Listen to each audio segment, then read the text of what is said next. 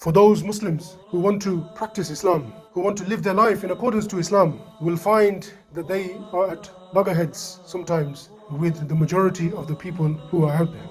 We are made to feel as though we must accept and we must comply with certain things. We must accept certain values, certain beliefs, certain customs. And if you don't, and if you uphold your Islamic principles and you stay and remain steadfast upon Islam, you may feel odd.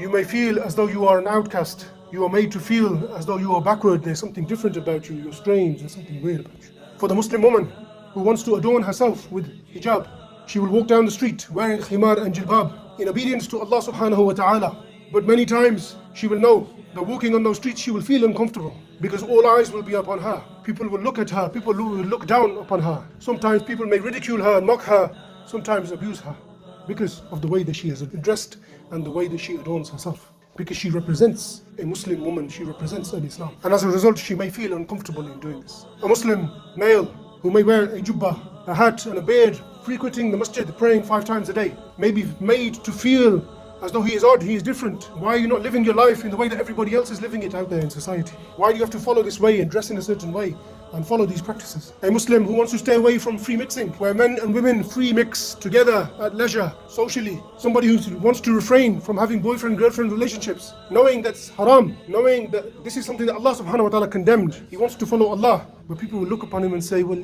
maybe this person, there's something wrong with him. He's a bit weird, he's different. Everybody else is doing it. Everybody else has a girlfriend. Everybody else sleeps around. Everybody else messes around. What's wrong with you? Why can't you do it? Because you've been in darkness for so long. You become accustomed, you become used to it. Somebody comes and shines a light, you can't take it, you turn against it. This was the reality of those mushrikeen at that time. This is the reality of the people at the time of the Nabi sallallahu alaihi wasallam. They were in darkness for so long.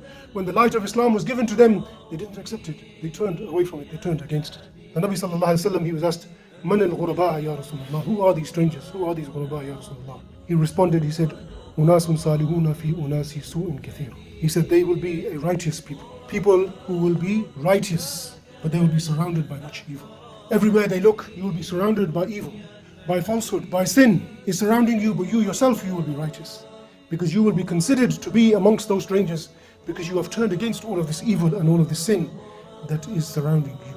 These strangers will be small in number. The Nabi sallallahu alaihi wasallam is telling us that they will be a small group of people, small in number. And it refers to what? It refers to those who adhere to the teachings of Islam, even though its followers are many. Because by name, Muslims are many. But ask ourselves how many of those Muslims are actually Muslims who actually follow Islam and live according to Islam and do what is required of them.